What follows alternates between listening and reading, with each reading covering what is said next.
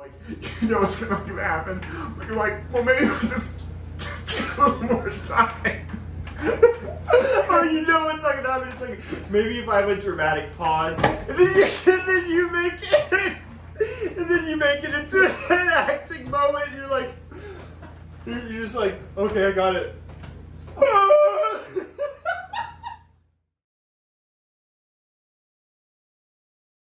It's our trademark, everyone, that we're just gonna start talking and have just like a clunky introduction to each video. Just starting right on in. Yeah, we're starting right on in. Today, we're going to be talking about opera, specifically the male top voice, and our experience with it in the past, in the present, and our hopes for the future. Hopes for the future. Yeah. Sam, you have a good way of discussing this. So, should we talk about No, okay. In your best, most clear terms, what is the male top voice? Feel free to use demonstrations. Oh my gosh. Oh, the male top voice. It is. Well, okay, this is a pretty basic way to think about it. Everyone has a break, right? This is really super basic. Everyone has a break. Everyone kind of goes up, it hits a ceiling. And if they haven't really spent the time developing that part of their voice or speaking in that part of their voice, whether on purpose or for some weird reason, speaking up here, just no one talks like that, right? So male top voice is sort of this, and I hate to use this word because I think it's used in a negative way, but it's a manufactured, it is I'd say it's created. Male voice is not found as much as it is built. So I'll say that much, but so that's what it is. It's the notes that exist above the natural break in the transition from what is, in basic terms, from chest to head voice. In between, there's the passaggio, and I'm sure we'll talk about that, and we've talked about it before in previous videos, but the top voice is this, it is a few things. It's a different occlusion, approximation of the vocal folds. They're not quite as together as when you're speaking, but they're not so far apart like falsetto. It's not quite like that. Somewhere, it's like an inductive falsetto almost, where you could think it as a lighter chest voice. So it's this kind of mixture, in a way, of the chest and the falsetto. And what is that? What is that in between occlusion? What is that in between phonation? And that's why so many people don't. Like I said, it's something that's created. It's not really, doesn't just exist in nature. Now this is a weird example. I know I'm kind of just like spitballing, got ideas, but it's quite the question. So you think about a dog barking, it's like, whoa, whoa, you know, it's like, rah, rah.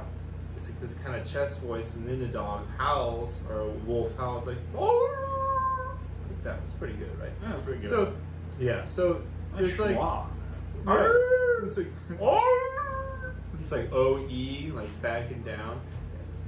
But like, so there's like the dog barking, then there's the dog howling. But like, what's in between? It's like sometimes you'll hear like some really vocal dogs, but they, you know, they like mix the registers, and it's like that. So it's this unnatural kind of in between zone that you kind of have to build. Yeah. Before we retreat, so I'm going to take a step back. Yeah.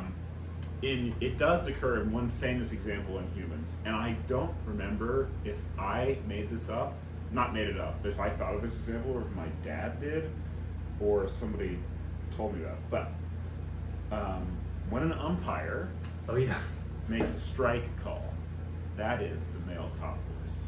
Yes. When it's a ball, the umpire will go, ball. Or just nothing. Or just, yeah. they won't even say nothing. Right. strike is a whole other matter. Strike! That was a good one. That was top voice. That was at least 3 times louder than like episode 3 or whatever.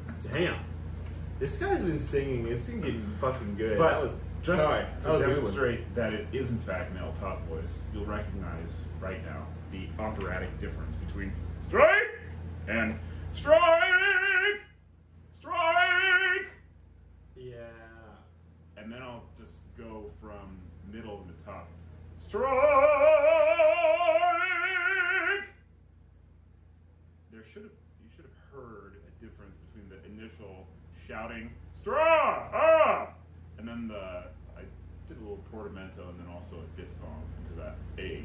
Right. To get to top voice. Little baby hook. Little up and over. Yes. Action.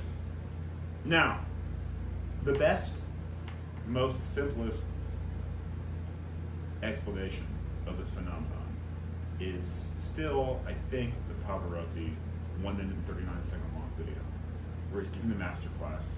Oh yeah, and he's talking about the F sharp. Yes. Yeah. He does one thing wrong, which is I think he says that the vibrating part of the adducted folds happens in the middle and top voice, but I think it's actually the end, the third on the end. Right. That's the only mistake, which is not a huge deal. Right.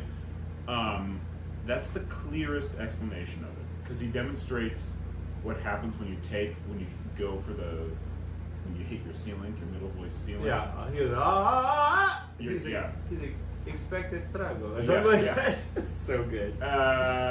That can actually be developed though into the Broadway belt.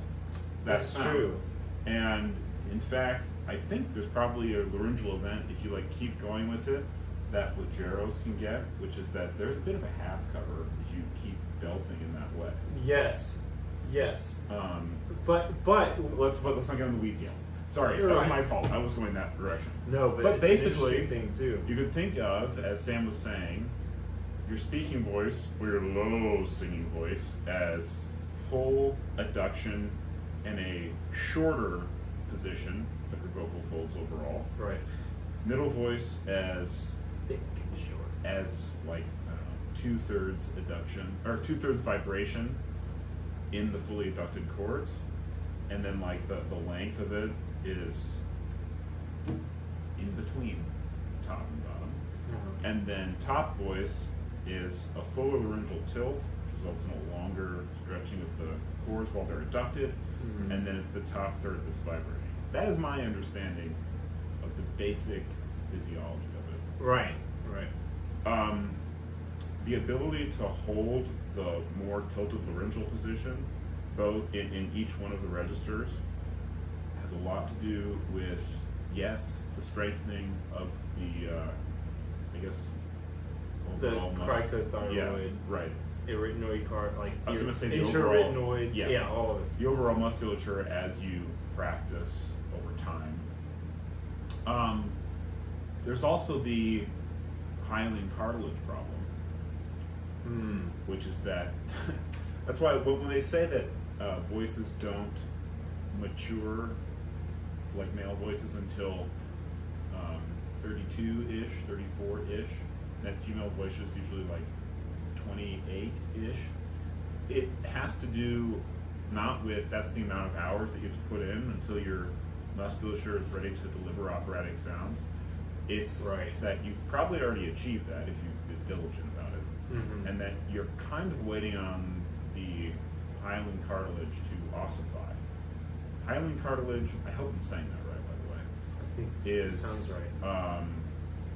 Oh man, This also sounds like Zelda. Yeah. Highly. I can't think of the right. I think it's innervated. What is innervated?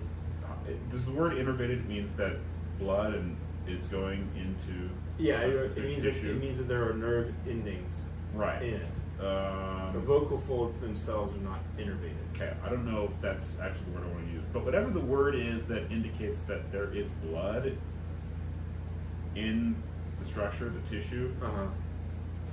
Hyaline cartilage in its youthful phase has that, and then later on becomes ossified and loses it. Now, the reason for this, I do not know. Something to do with, I think, probably needing a certain amount of flexibility when you're like a baby and a child to grow. Yes. And then once growth is done, then I guess you don't really need it becomes a useless tissue to hold blood because you're not growing anymore, so you don't need the flexibility maybe, and that's why. But I honestly don't know. This is all speculative. The point is, it does happen, and that is usually the final step after puberty, after like vocal development and technical work. Right, because it's important. He says after vocal and technical work, because this sort of thing, while it occurs in pretty much everyone, it would not be something noticeable to you unless you already had developed this kind of hypersensitivity to your voice. Right, you can't show up at 32 never having sung and been like, well, the cartilage is here. Yeah, no, exactly. Yes, it's important that he said that. I just wanted to highlight that. So that's what allows for the sustaining of the dragon's breath sound, top of the middle voice, but also the sustaining and coordination of the top voice as well, because it takes a lot up there to sustain. Oh, it absolutely does. And I mean, and like I said, the technical development is extremely important. You know, being precise about it, being able to sustain it, being able to hold that position. Yeah, that's what it is. Like when you start singing high notes, you're like, oh wow, this is not easy. Yeah, this is not something that I just no. It is something that you have to kind of like hold on for dear life in almost a way. And it's like, man, this was like, I felt like I was doing the same thing or thinking the same thing, or like, I felt like I was doing everything right, but man, at 27, it's a lot easier than it was when I was 24. There's something to that. It's like, yes, I've got the reps in, but also some sort of ossification is already happening. Right, exactly. Yeah, because for men it starts to happen in the 20s and continues the latter half of the 20s and early part of the 30s in its final form. Uh-huh. And so, that brings us to where I want to start with, really. Okay. When you're 18 and 19, and you're going to start college, you have a real limitation for operatic singing. Yes. And it's kind of difficult. I feel fortunate. So I had a dad who was an opera singer. And always, it's like, don't worry, it will happen. You'll be able to sing eventually. But you've got this problem. One of them we'll address, which is reps and technique. The other one is a waiting game. So, which no one likes to hear. Right. Family and singer alike. No one likes to hear it. But let's trade story, like first experiences with top voice. I remember the first time I actually hit a high note and was like, that's what it's supposed to feel like. I got a couple high notes in my senior year of college. So like I didn't really have anything above a G until my senior year. I got an A flat. Finally got an A flat senior year of college. So I was 22. First time I sang above a G. And the thing is, for tenors, even lower tenors like me, G is this sort of thing that you can kind of, it's close enough to the natural ceiling of the voice, you can kind of push up to it. You can sing it incorrectly, and that can just be your top note for a while as a young tenor. You can just kind of muscle through it, even though it's, should be this different thing, and we'll get into that. But above the G, above even maybe F sharp or F, depending on what kind of tenor you are, it's just like, it just doesn't exist for a while. And I remember the first time I had it, my hair is always just falling out and regrowing, don't worry. But it was with, when I was 24 years old with Robin Rice in Ohio State, we were singing Sound and Alarm, the Judas Maccabeus, like that really difficult Aria, and it was the handle Aria, and I was like, why are we doing this? And it was to teach me to kind of like get up there quickly. It was sound an alarm. Oh, that was terrible. Sound an alarm, and I was just like, he wanted me to go alarm, alarm. This kind of up and over, big, exaggerated hook, and he wanted me to yeah. And he was like, go for it. And I was like, if I do that, my voice will just. And 2 years, 3 years, 4 years ago, that is what happened when I went. It was just it was just complete, just destruction. But I remember I was like, I felt that here. Yeah. And I felt it here, and I remember having this like, I was like, and he was like, yep, that, and I was like, are you serious? He's like, yes, that's what it has to be. It has to be that. And like my previous teacher, Dr. Chandler, like we were working on it and getting there, and like sort of had a B flat, sort of, but it just wasn't there. And when I did it with that, and when I got a little older, just like literally just like 1 year older, it was like, oh, I can replicate that. I've got that. That has a place in my body. That has a place in my throat. There's a path to it. Whereas even if I did the same exact thing mentally and physically 3 years earlier, it just did not happen. Yeah. So yeah, sorry. No. I do. It was. I was like, I remember the exact moment it happened. It was just like, Yeah. I mean, I really had to like get the vibrato, something like that. yeah. First, before I could even worry about anything beyond that. But I used "If Ever I Would Leave You" over winter break my freshman Nice. year. Awesome. And this is how I know we're talking about top voice, but if ever I would leave you, oh, I have that "Bewitched by You" so whatever else bewitched by. Oh, sorry, you sing. Or just a B flat. Who's Bewitched by you so. Yeah, so this is what I go. Bewitched by you so. And it came out like, it would be like, bewitched by you so.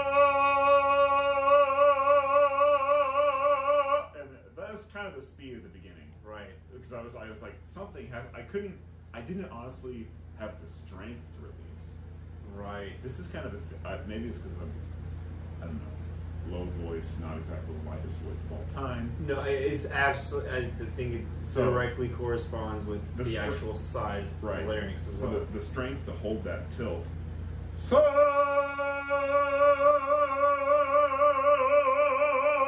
I mean, just to be able to go and like feel like it was free. That took forever. Oh yeah. So, I mean, it's still not like totally there. But that's that weird. It's like it's not the top, but it's this. You know, some people call it the girare, or it's like it's a second B. It's the passaggio, being able to like already have some of that top voice coordination, that tilt you're talking about, but still have enough chest voice activation and like enough like of your actual voice in it to sustain it. Like it's hard. It's hard to keep that all together. It's they contradict each other in some ways. Yes, they do. And then once I got that, then I started having fun in choir because we were doing Orff's Carmina Burana that year. Oh yeah, and it was me and in the bass section. We were all FUCKs. I mean, we would be in the back, and had to be, and like we were freshmen and sophomores, just trying to crank out any kind of sound. And we started working on it before winter break. Same. And after winter break, there was like, I forget what section in the Orff, but there's like sustained C or D natural. And I was like, I've been working on this ever I would leave you. Let's go. And I was like, and I remember this kid, Kyle, turns to me and goes, yeah. Oh man, I was like, yes. yes. And then it was just like every choir day I'd be like, when is the C natural coming? When is the D natural? I just want to hold this forever. And it's like, yes. Then we had opera scenes, and for some horrible reason, I got a lot of scenes, and one of them was the Malatesta Narina duet. And the first good top voice note I hit started up. What's an E natural?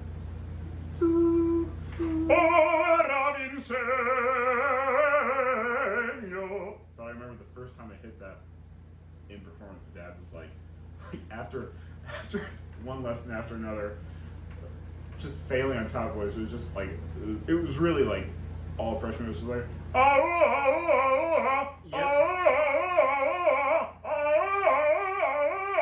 you're like, yes, that's getting somewhere. Like, but after the second performance of that duet, after wiping out on one high note after another, he goes, Zack, remember that ora d'insegno? It's like, It's like, that's top voice. I didn't even remember it. I was like, oh, what about the other one? It's like, it wasn't. Like, good job of it. Oh my god. But then, sophomore year, the first time where it was like, hey, something's happening, was Luke Havergal, the art song. Out of the grave, which is a great, if you're a young baritone, bass baritone type, it's a good one to learn top voice, because you have a nice 2 vowels in the middle section, on the word grave, E naturals, and you sustain them. Oh, yeah. And I remember that year, I was like, whoa, like, I can hit these and sustain them. This is good stuff. Mm-hmm. And then, at the last part of the song, there's a, like, and if you trust her, she will call, on an F natural. Oof. And by the end of my sophomore year, I was, like, hitting it and holding it. Hey, nice. Cool. And that's even good. Even with, can I have a D natural?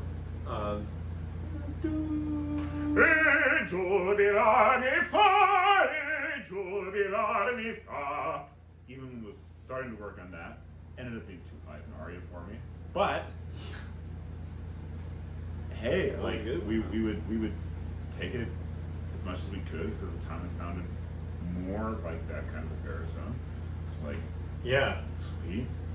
Yep. And then it just kind of kept going from there. Like, Doppelganger was good for me. There was a sustained F in there. But now I'm going to retreat again. Right.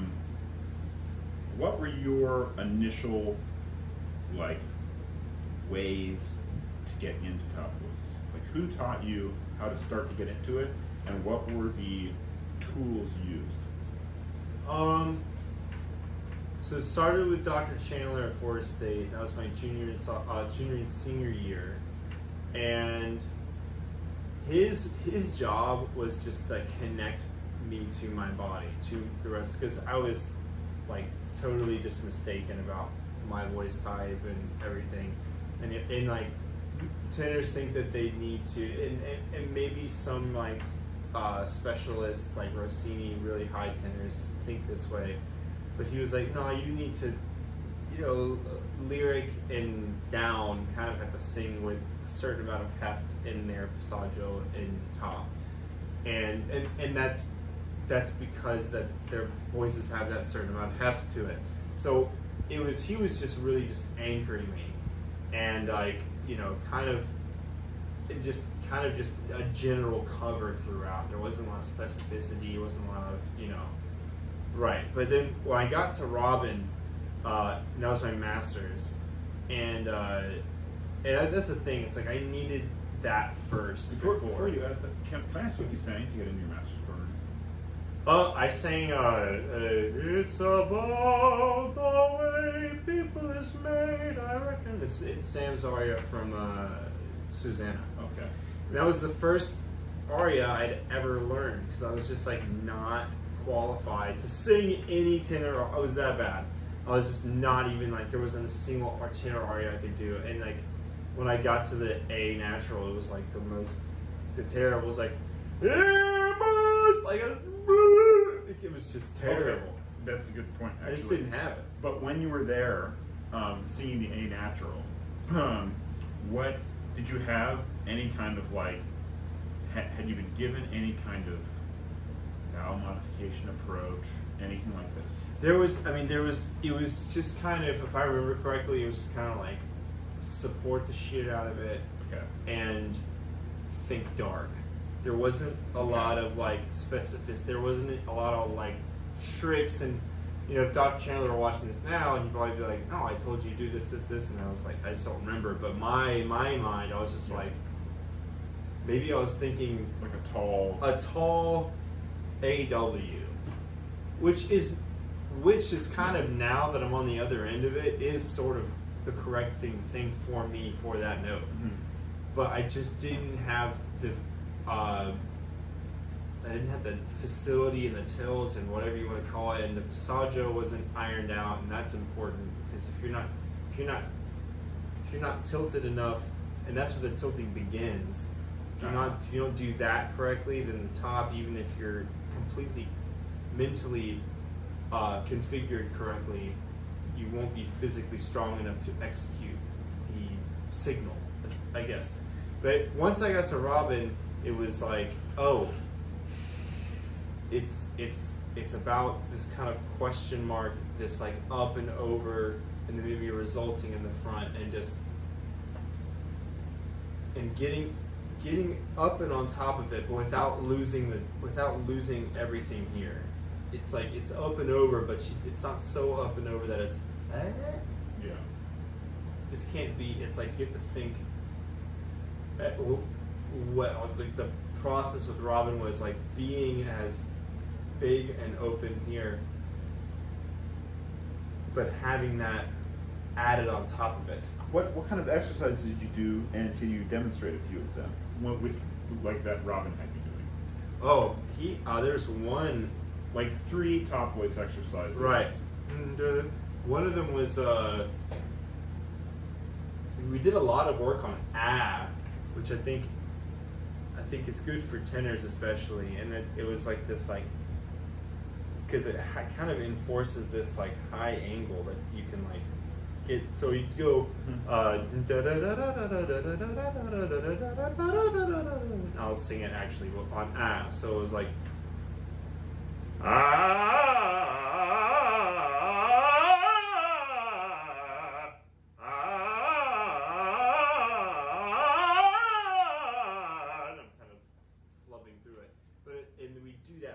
quickly, so it was like a lot of quick motions up there. Yeah. And just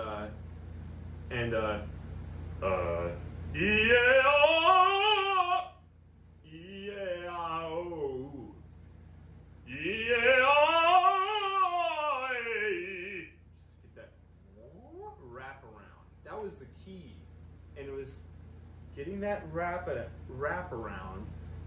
And sometimes he'd say, and we do hooks like. We did some form of the Cheryl Mellensian auga, but what we started with was those quick ones to kind of stretch you up there, because you can't just go straight into it and hold it. Right. You just can't do it. You just can't be like, all right, it's like, no, it's like you can't just like, all right, incoming trap. Yeah, you can't just be like, all right, blast away and just hold it. You have to stretch it up there. That's how I think of it. And like you're stretching, so it was a lot of quick, a lot of coloratura, and a lot of and like just this. I call it when I teach, I call it the cobra, because it's like this. It's like this intensity, but also it's like the hood of the cobra extends and it comes up and back. That's what I call it, the cobra. Wow. Yeah. I know it's weird, but it's also pretty primal, because you have to be. You can't just think this. You have to do it and feel it, and it has to be really strong. Yeah. The whole time. Yeah. Okay. I always look like a crazy person when I explain What? singing. Well, I'll go. Okay, I'll go to mine real quick. Yeah. I guess my dad's approach was there were quick exercises too. So like, oh, and then you go, Yeah. oh, Yes. Yeah, Do we that did some one. of those too.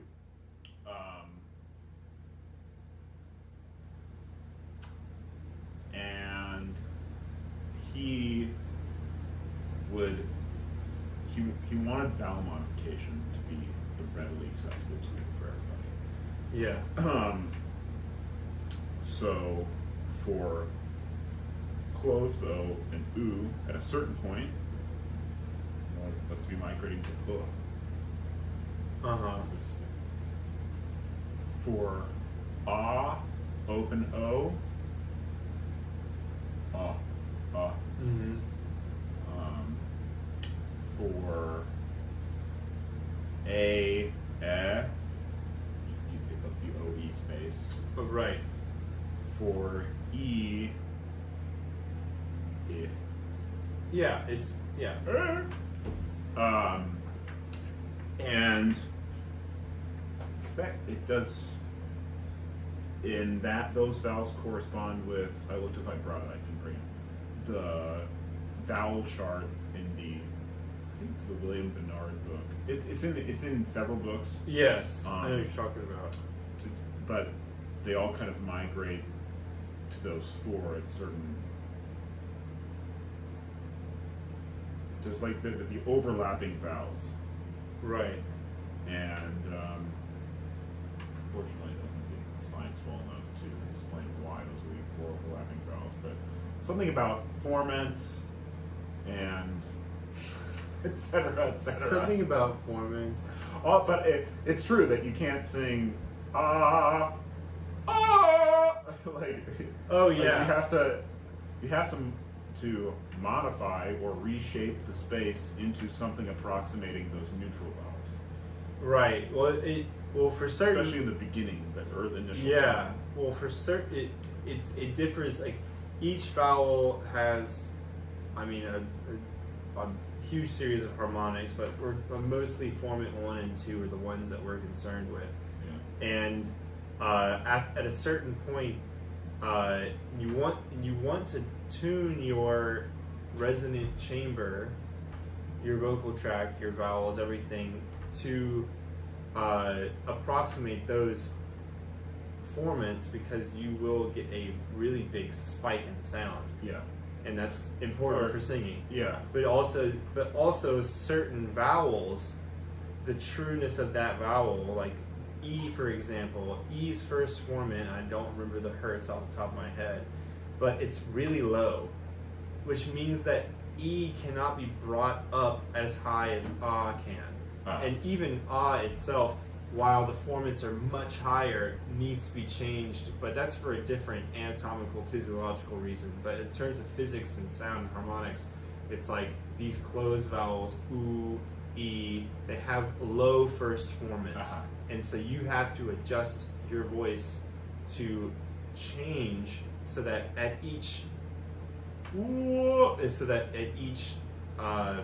vowel shape and at each note and each pitch, you have the correct vowel shape so that you're hitting close to those formants, or you're changing the vowel, you're modifying the vowel to a different vowel so that the formants are closer to the sound you're making. Yeah. So it's like you can't sing, you literally can't sing certain vowels pure after a certain point. You just can't do it, but you want to get as close as possible. And the resulting, if you do that, the physiological response is an incorrect laryngeal position. And an incorrect closure of the chord. It's like you could physically sing an ah wide slam open all the way to the top. You could, Right. but it would no longer be operatic, it would be stylistically wrong, and two, it could be injurious. Yeah. Right. Yeah. Well, so to get there, another thing that would be natural. Shit. I think. So he'd have us. He'd have us. Pitches. He'd have us sing like English phrases, arpeggios with the neutral vowels, like the sun is bright, and then he would have us switch it to something that we'd have to modify, so like the sky. The sky is bright. And that was when you get to the after you had the quick, whatever, like whatever.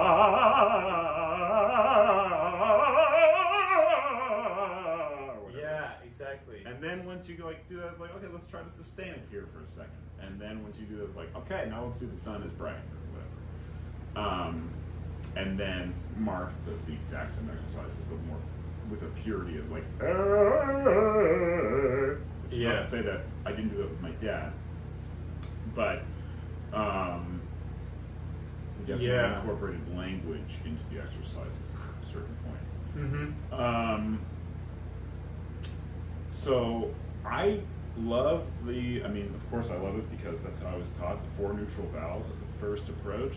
It also can make life so much easier for you to be like, oh, I don't have to sing E, I can sing I, thank Christ. Yes, right. It's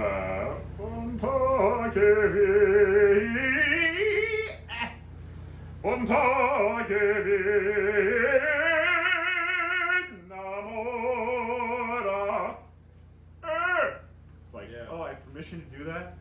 Thank God. Right. So those neutral vowels are awesome. Now, there's the second part of it, which is that eventually something has to happen once you start going a little higher in that top voice. Yeah. Which is that and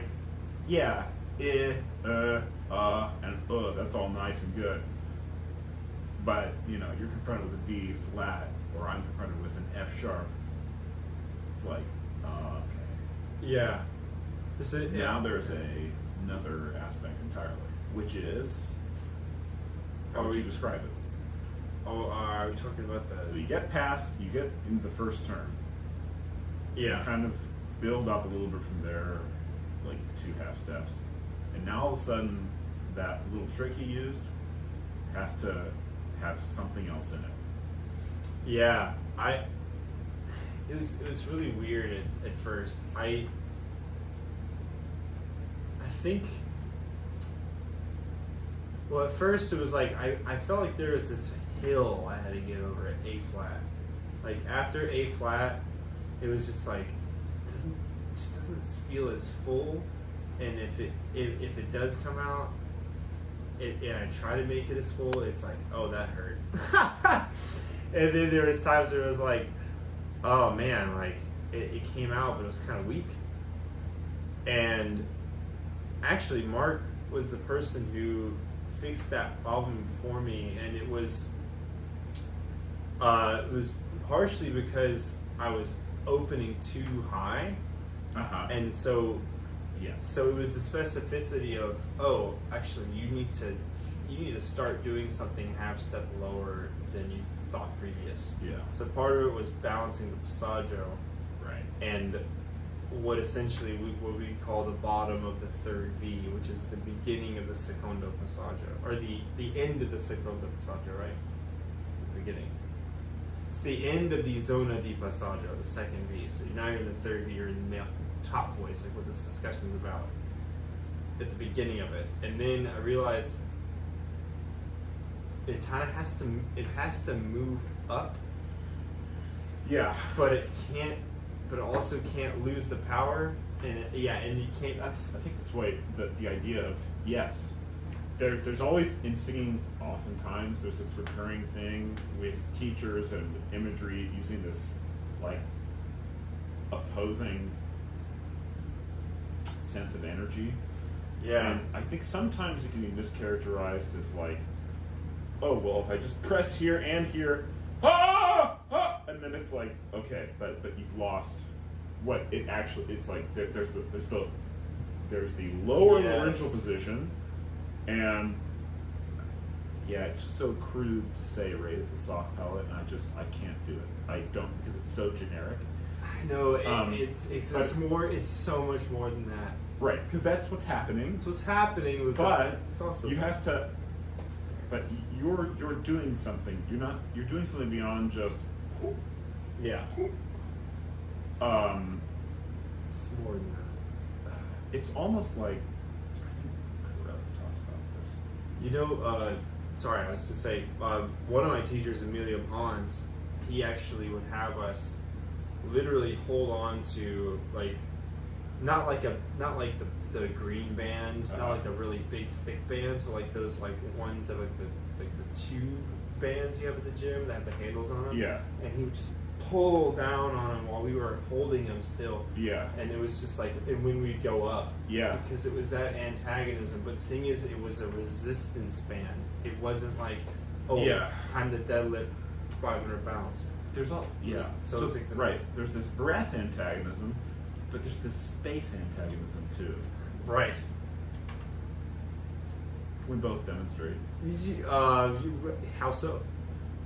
Yeah. So first, So this is yeah. you're about to sing this Yeah. now. Hopefully. Wait. Let's actually do two things in a row. Okay. Just the opening. And Oh, that's yeah, but describe sing it, and then you can stand up if you have yeah. to. Describe what that top voice sensation is like everything that you're doing, and placement, spacement, whatever, Oh gosh. modification, and then You're ready for my dissertation. and then do the and then what's different about that. Okay. All right. I'm gonna sing now. Pretty sure it's right. Yeah.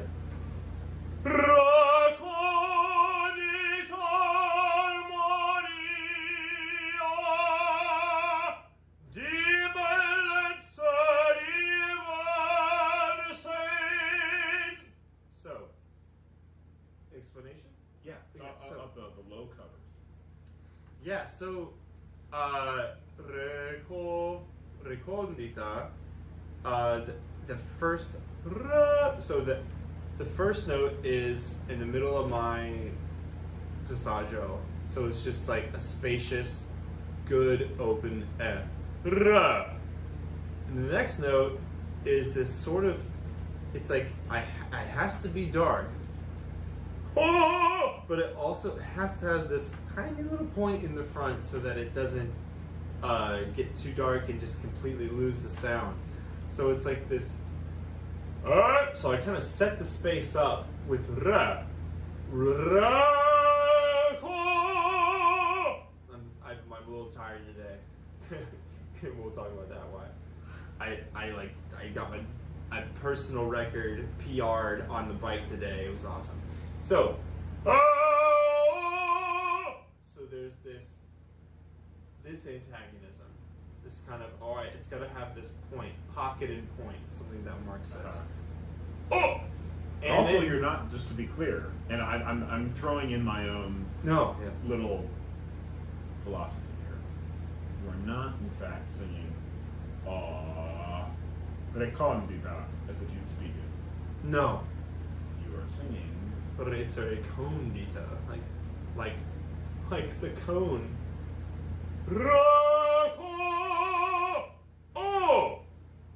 It's like an it's like an o, it's like an ooh, it's all these kind of things. It's this and like of course you know what it sounds like to me. right. Oh. That's how he thinks about it. Right. Whereas I think about it in terms of like what is happening here. Right.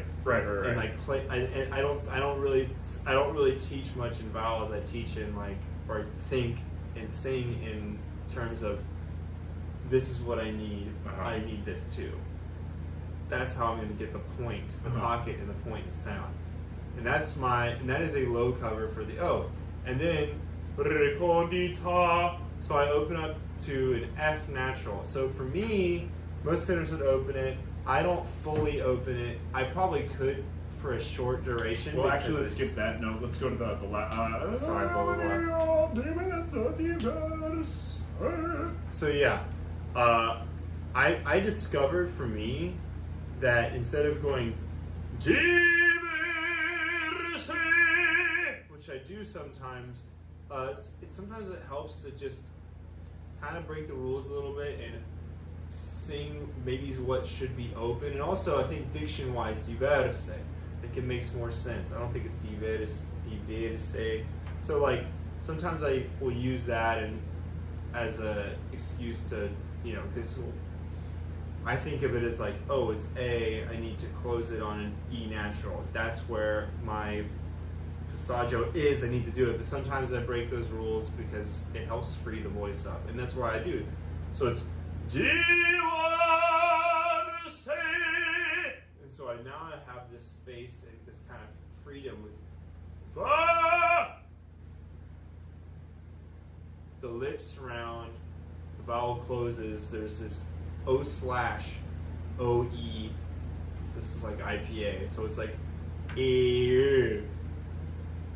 And with a lot of back and down thought. And that's like making sure I stay low here, because the instinct is when your tongue comes up to form the closed A vowel, the larynx naturally, because they're connected via the highway bone, the tongue, and by other things, the tongue wants to bring the larynx up too. So I have to antagonize the larynx while bringing the tongue forward, while making my lips small to focus, so I have that pocketed point to focus the vowel.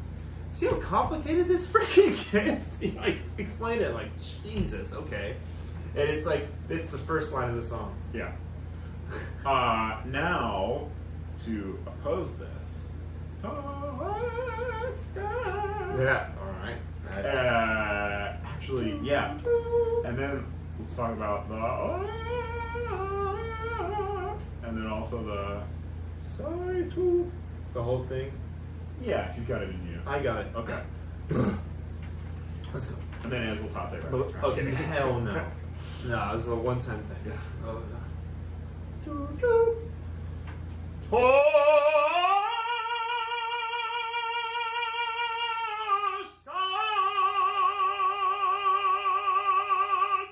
blow dried it.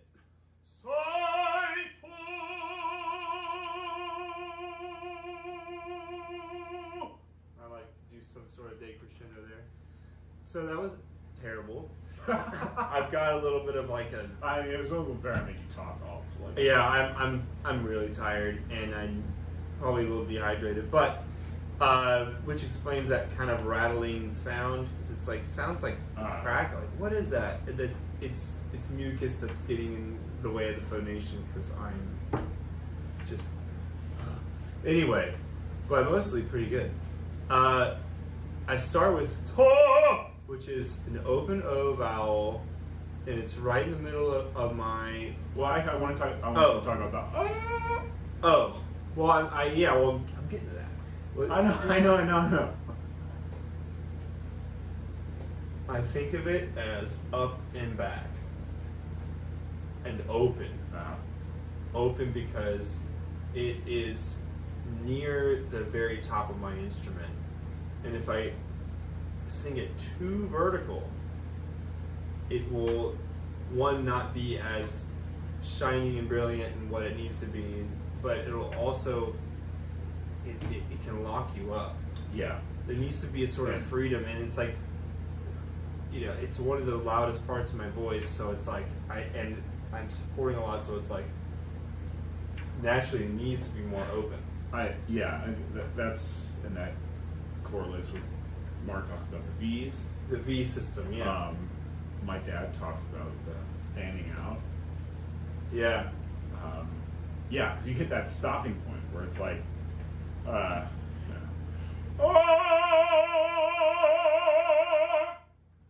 it makes a huge difference. Or, right.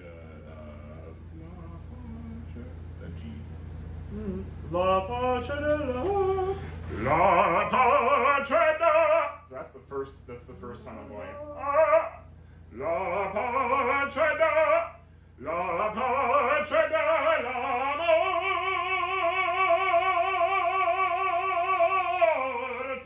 I try to demonstrate the change from trying to keep vertical.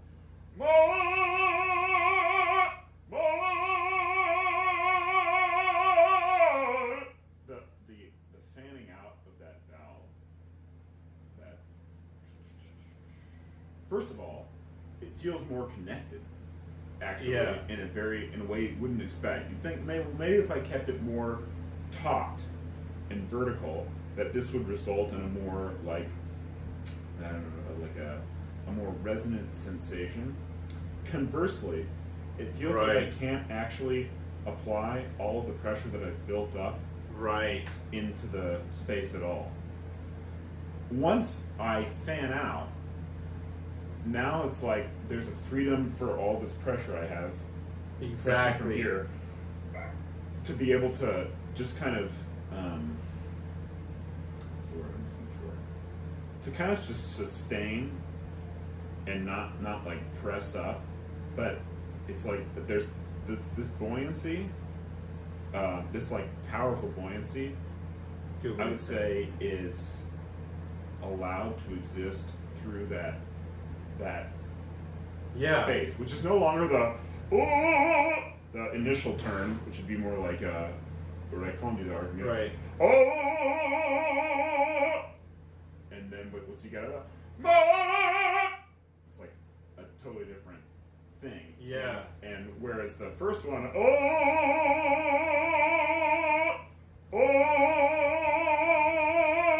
you can already see like I can't hold that top position very long into top voice. Exactly. And that's the thing. It doesn't feel right to go and feel all tight, and you try and Right. like when you're teaching or you're singing, you're like, this doesn't feel good. It's like it's really not. I mean, it will feel better the more you do it, and the older you get, the better you get, etc. But it never feels great. Like I'm never gonna love singing F sharps and Fs. Like it's just gonna be a fact of life that it's just like it is a weaker, Yeah. more taut, and it has to be that way because the other alternative. It And this Yeah. is like this is.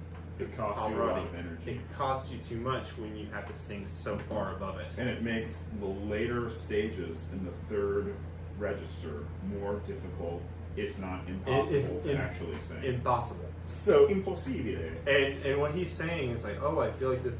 It's the valve is correct now. Right. You gotta think it's like it's an air pressure valve.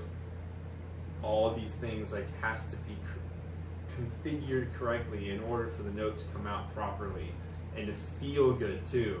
Yeah. Because like you can like over pressurize and you can force it and you can make it happen and sometimes you need that. Sometimes you'll go like what I just did. I went up and I went up there and I actually over opened. It was like my angle, I guess, of attack was too high and I lost some low. So I had to, and you probably will see in the video, I rounded my lips a little bit and figured it out. And like, okay, no, it needs to be I need to have a little more of this because this kind of got lost in the approach of this. And that's the thing. What I was saying, usually when I sing that open O on a D natural, in that part of my voice, I set that part up. I'm just tired. It's not my fault. But like, that's set up so that I can do this, that I can open it, and otherwise, if I just then it will get spread, and then it will sound like ass. Yeah. So you have to have both, and it's difficult, and it takes time, and There's a lot of reps to take. it takes a lot of reps, like you said. So, but that's just an important thing. It's like you can't. I could go tall. And it's like I could force it. I could make it happen, but it's harder. Way It harder. costs you. Yeah. But you have to find that balance of how open is this? How taut is this? Yeah. Where does this, like, where is the ideal place for it to go? And if it goes awry, how do I need to adjust it? Yeah. I know this sounds like, this is going to sound really garbage and generic, but in a certain way, like the best way to discover this part is, well, I mean, maybe you can say it about any part of your voice, but top voice is like, I just remember the first time that I fanned out on the morte, or whenever I'm messing around with the high G, and then just the auditory response in the room. Yeah. It's like, whoa, that was, yeah. Is that right? Oh, yeah, that's right.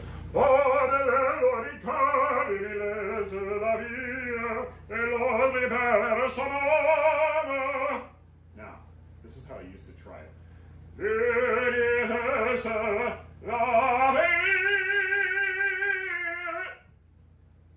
Now, then I was like, what if I do this? And just the rebounding into my ear. Right. It's like, whoa. That sounded and felt way different. Yeah. And Slap back. you know, like, because you had this. But my You were in dad a chamber. talked about fanning out. Mark talked about, at the V's. But it wasn't until that we talk about practice room piano bench breaking. Oh God. Just because it's so hard to get to this. HMU. Yeah. KMU. It's so hard to get these notes out. But eventually, it's like when something clicks, there's like this. Yeah, you can feel it in your body, like something like is resonating more, and there's like at the same time that it's louder and you're like feeling more power, you're also doing less. Yeah. Which is a crazy sensation. That's a great feeling. And it's one that I wish I felt more. Because sometimes I have to really work for it, especially lately. But yeah, that you did this, and it's like, yeah, it's like you're slapping the back wall of your throat with sound. And when you have that, when this is configured correctly, larynx, pharynx, soft palate, it's just like to think about it in vagaries. It's just like, if you imagine, I'm going to try to appeal to every single person singing here.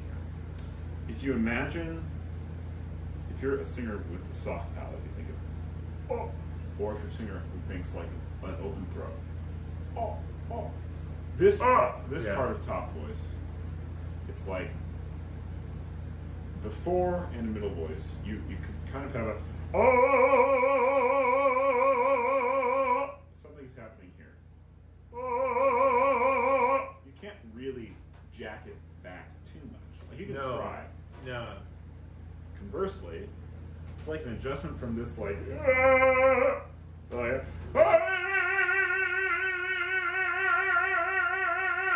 somewhere in between the soft palate up and the open throat, it's like Yes. Exactly. Whatever that space is, it's like right. And also while I'm doing that, it's like I was so there's a singer I talked to once who talked about imagining a ping pong ball. Oh yeah. Like da-da-da-da-da-da-da-da-da-da. And not that you're creating vibrato like this. Oh, that's a good way to think about it. But just to think of like the buoyancy, so you don't end up going like it's like you want it to be. That's why. And I also heard another singer, baritone, Russian baritone in the '90s, Chernobyl. Vladimir something or other. He thought you have to sing like a mosquito. Who knows what that means? Right. But I think it means that there has to be this alive quality about it, and not this sitting quality. Which, when I was making, I think my second big adjustment in singing, I got too much onto this, and then with Mark, and then after Mark, after I graduated MSM, so much it was like, how am I going to get this thing more Yeah. sawtooth. And Yes. part of it has been for me is this living buoyancy. It's like, yes, there's pressure, yes, there's like a resonance and a tightness, but along with that, and in the part of top voice we're talking about, there's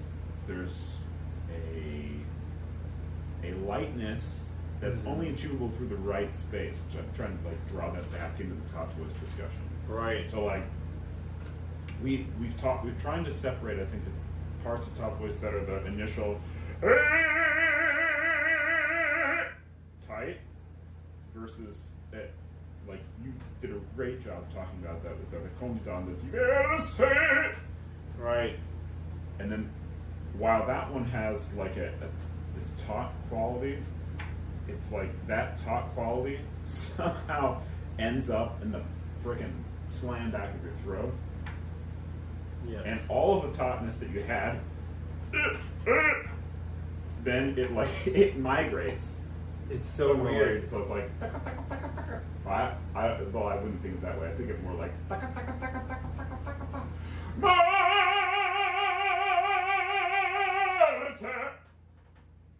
Yeah, it's in the way, and that there's like some diagrams that you might have seen before. It's like each each half step up, each increment has its own little position. That is sort of what Mark teaches, and for some people it works. For me, it totally worked. It was just sort of like, okay, so the F sharp's like here. yeah, The G, this is like A vowel. F sharp's like a little back. It's like back and some down, and then the G is like straight back with some down. And then the A flat, and then it moves up, and the A flat becomes like a little more, and it's almost like vertical. A natural, and then it's that shape, and then the from B flat up, it's. Oh yeah. Well, let's should we talk about that? Let's finish up this one. Is there anything we want to add to this? So we talked about vowel modification. So that's let's just review. So generally, we've talked about how the top voice is a different phonating pattern of the vocal folds. Yes. And then I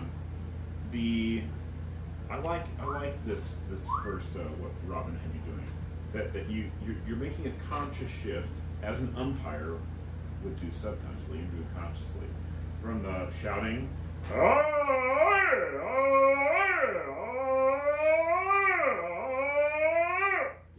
and you try to feel that rounding, and also how the resonance changes, how the breath changes, like getting in tune with Right. your body this way. Right, and that's like you said, it's this, and we were just talking about kind of how we were just saying that, it starts here, and then it's like back up and then over. I think that's why it's called head voice so often, because there's a sensation of it being there. Right. It's a change in sensation. Mm-hmm.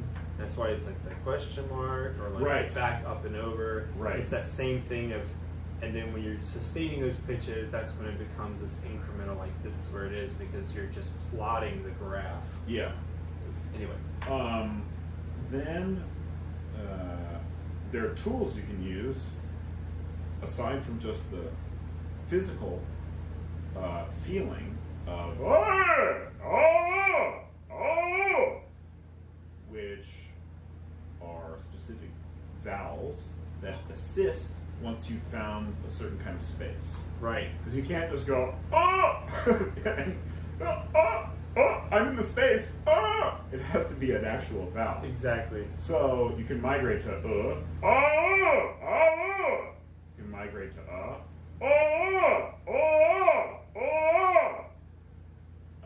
Sorry, they're gonna be yawning. and then A to the earth.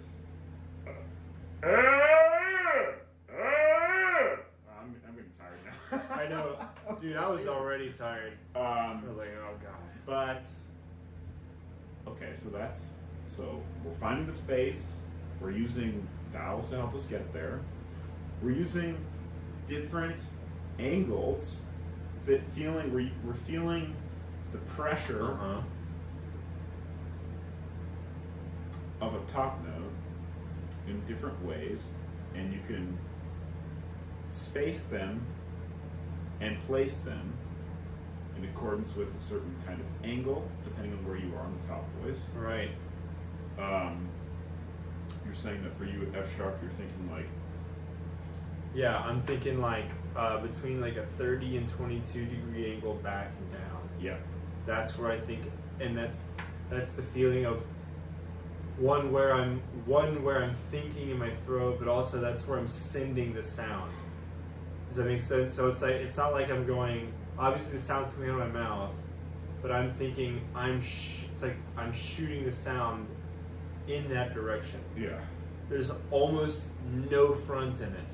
There's almost no. There's always some some percentage of a frontal thought in the sound, but 90%, 95% of my thought on an F sharp is back this angle. Yeah. Oh! Just like, because I have to rein it in tight.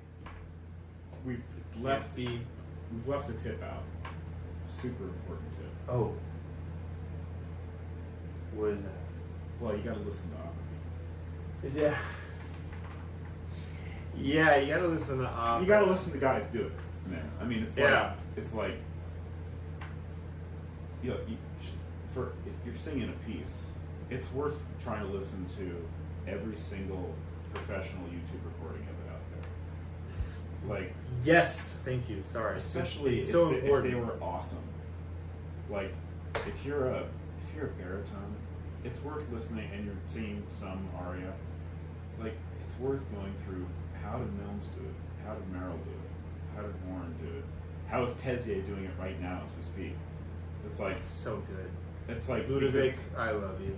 You're amazing. But it's such, like such a then good you have such a good singer. then you're not just out there in the dark guessing. It's like, okay, guys did this before. How much of a hook did they use? How much of a portamento did they use? How long did they sustain it? Like, what did their mouth look like? Am I hearing them singing more of a type or are they already into more of an AW sound at that point? Like, which one of these guys is most like my voice type? Because that might give me more to go off of than a voice type that's a half step higher than mine or a half step lower than mine or has a completely different timbre than mine. Right. So important. But then when you listen to other people, it also gives you some point of reference too. And I guess in a very like quasi vague way to say this, you know, when you have a lot of great opera singing in your ear, that's kind of what you subconsciously want to imitate. But if you're not listening to it, again, I think you're kind of waving a sword in the dark a little bit. Like, well said, because it's you have to not only listen to great singers, you have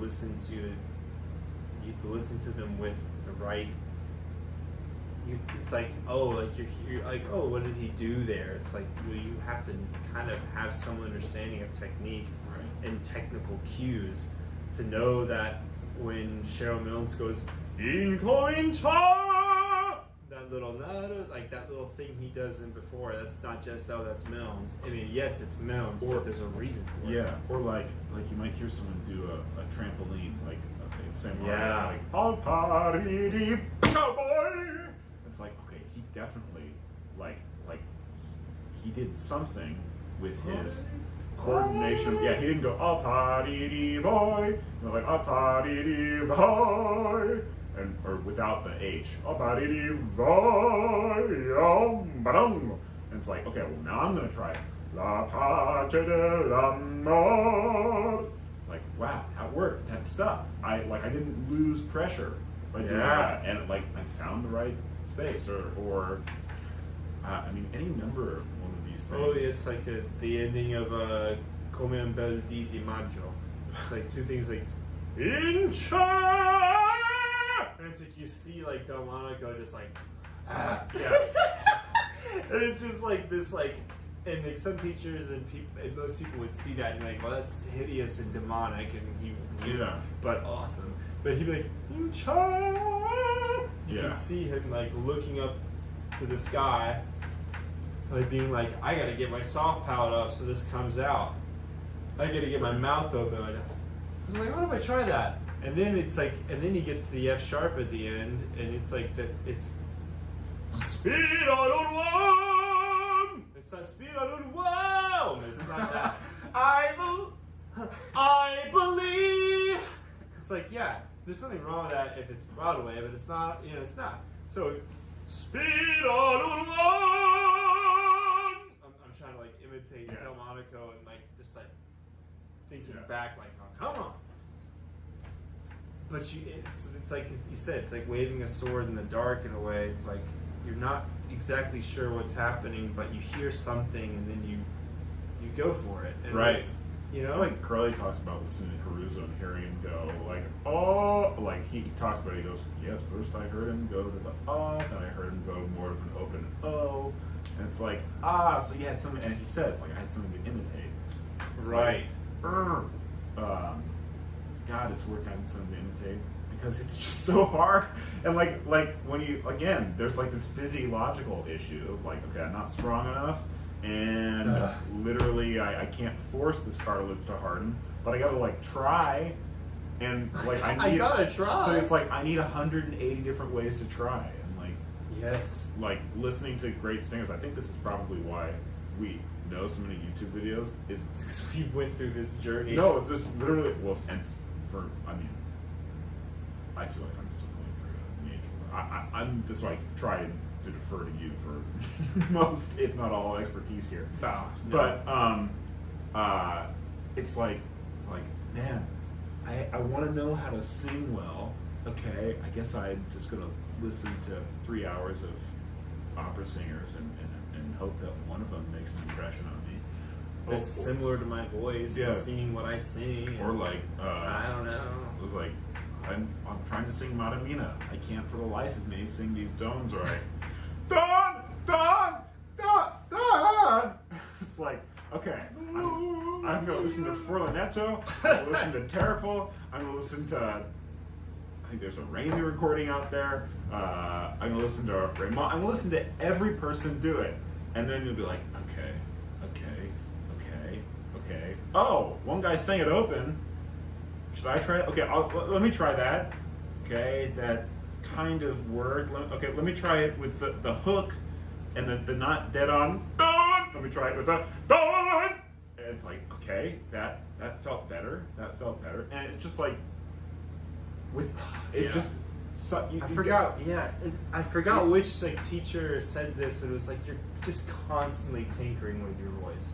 Right. And that's like this. Yeah. But that's the awesome thing about YouTube and all this recording. It's like, Yeah. dude, we have literally the best singers ever I know. showing you how they do it. At your like- fingertips. Yeah. It's just like getting to go back and be like, okay, so this is how Giacomini sings the end of at the end of Come Belli di Maggio. Yeah, don't do this if you're 19. Yeah. Yeah, it's like, who do you listen to when you're 19 and you're trying to sing Shinye? It's like, Well- maybe you're just screwed from the start being 19 and trying to sing Shinye. What if you're awesome though? What if you're just like, There are those. Yeah. There are those gifted freaking people that can Oh, sing man. Di Corlepiro when they're 19. They exist. yeah, And you're just like, awesome. good for, I mean, don't change much. Good for you. That's great. Then there's people like Zack and I who have to break piano benches and whatnot because we're so frustrated trying to figure out our voice. But thank God we had these like, Cry on the ground while your dog comes and licks you. yeah, yeah. Oh man, I broke a lot of things. I feel bad for just for art in general, but also for like the staff at KMU. I think that was the FSU. I went to Florida State, but KMU was like the music building or Okay. practice rooms. Man, I owe them a lot of money. Anyway, but like, there's that journey, there's that grind, but there's also that like the joy, and that's what art is. I think in a lot of ways, or at least it's the craft part of art. It's just like constantly tinkering, Constantly failing and landing on Failing. something decent Yeah. once every blue moon. right? Yeah. Talk about really quickly. Yeah, yeah. I was just going to say, and now the last like technicals, we're getting a little spiritual there, which we always do. It's hard not to with talking about art. Want to talk about the walk we just had? Oh God, no. He's No. gonna write about that. So, but the oh yeah, it was a B flat and up. So really, for me, and I think most tenors, B flat is kind of like the last bastion of powerful, chesty sounding big high note. Past that point, you can't bring as much weight up without it being nearly impossible. You can, but it's a tough game because you're so extended. Your cricothyroid is pulling. Your vocal folds are really thin. You're just touching the fine edges, just to get that little bit of sound. And I mean, that fine mucosal balance, that fine edge, if you're not hydrated, if you didn't sleep well, if there's so many things that, I mean, it's delicate. It's delicate. You can pound through a B flat if you need to. Might not be pretty, but you can pound through it. But past that, B, C, and up, you have to do something weird, and it's something that it's hard to explain to people who aren't tenors, because I don't know if I would say it doesn't exist in their voice, but they have no need for it, whereas tenors do. And some call this the terzo passaggio, and I like to call it that, although it's not a passaggio in the terms of it being a passageway.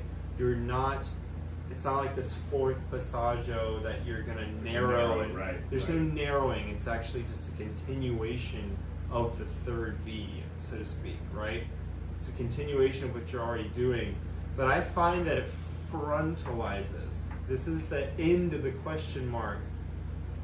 That's how I think of it. I've read one book that talks about an sensation. That's why Robin had me doing so many because it enforces that.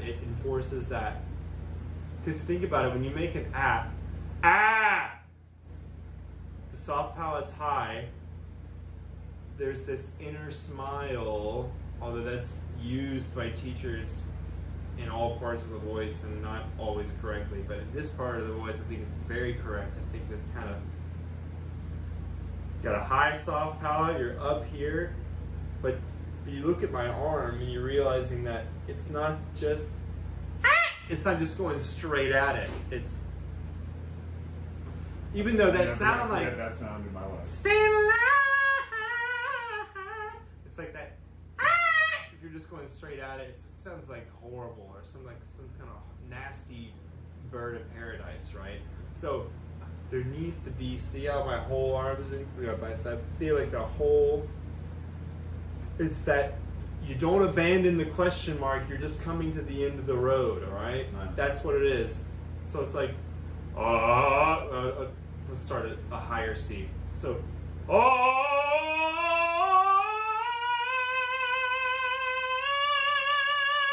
it's this like, but you have to, I know I'm like a monkey right now. I can't talk about these things without becoming crazy. But it's like,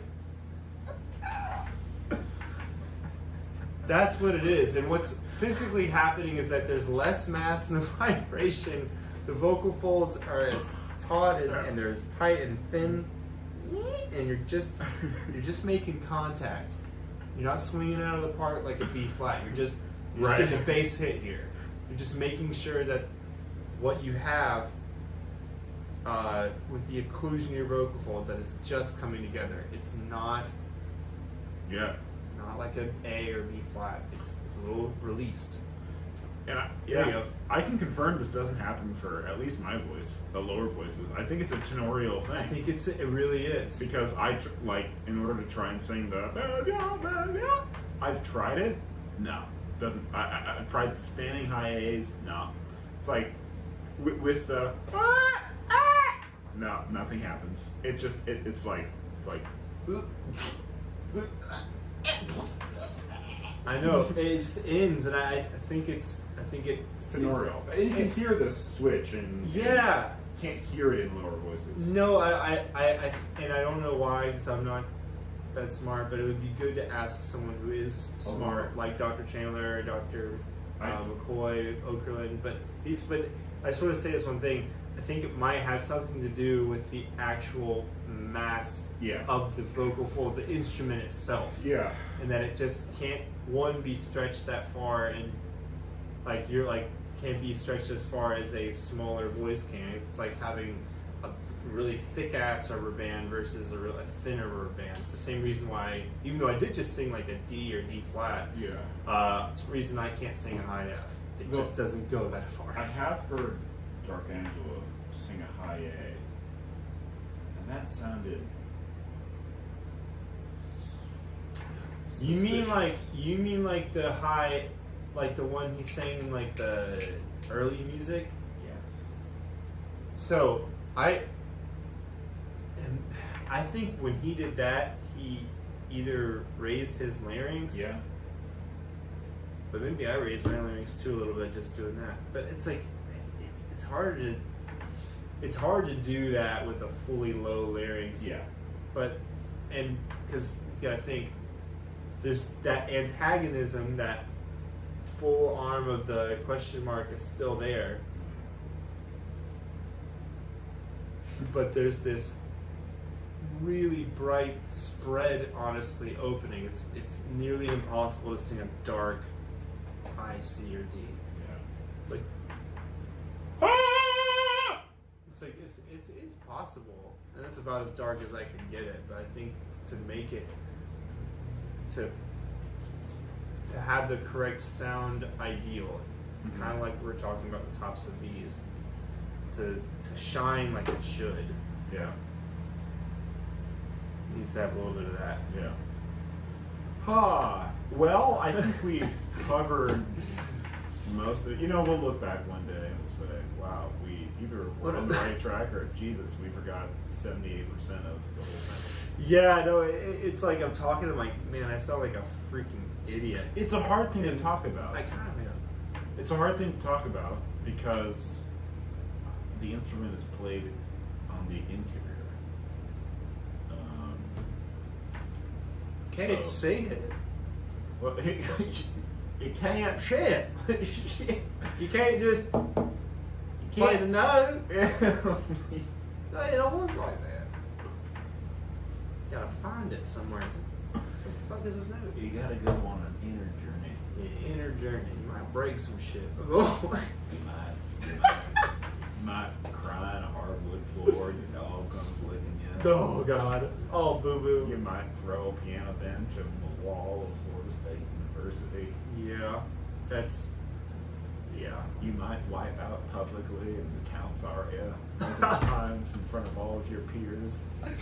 Oh man, I remember. Oh, can I say this? Yeah. Oh man, Andy Acosta. If you watch this, you'll remember this moment because he comforted me in this time. When we were at Florida State together, I sang. I just was shit. It was sophomore year. Sophomore year was like just the worst year of both. Anyway, yeah, I sang the where you walk, who cares? Yeah, I sang that because it's like, oh, it goes to a G. I can sing this. So I sang that Handel aria in like opera workshop. It was horrible. I made a lot of sound and it was something, but it was just like, it was horrible. And then I sat down and literally within seconds, just tears streaming down my face. I buried my face in my knees and just started sobbing because it was so bad. It was so awkward because the room was silent after I sang. It was like, that was horrible. But Andy put his hand on my shoulder and he was like, dude, that was fucking awesome. Because because I had a big voice, but it was just like a wail. It was just like, but it was loud at least. So he was like, "Hey man, good job," and I was just like, "Fuck man," I was like crying like, "Man, I just think, don't touch me. You're so good. I fucking suck." Why are we doing this? I know, right? I was like, what the fuck? No, literally, like, in front of all everybody, just sobbing, and it is so embarrassing. Oh man. It's so embarrassing. I think we still Thank love you, it, bro. We still love it, but man, it doesn't always love you. It doesn't love you back always. Oh. Anyway, alright. Oh man. I mean, I gotta be in one of my grad school auditions like,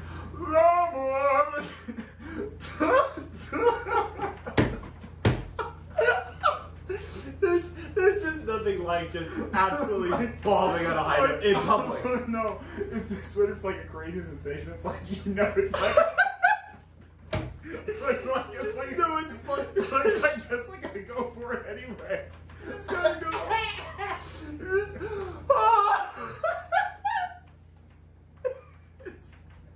It's like being a deer in headlights. It's like you see it. It's like he's like a Mack truck's coming to hit you, and you just gotta take it. You just gotta get hit by that Mack truck.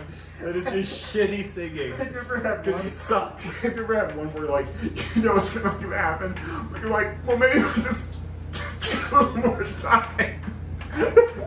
Or you know what's not gonna happen. It's like maybe if I have a dramatic pause, and then you make it. And then you make it into an acting moment, and you're just like, okay, I got it. Oh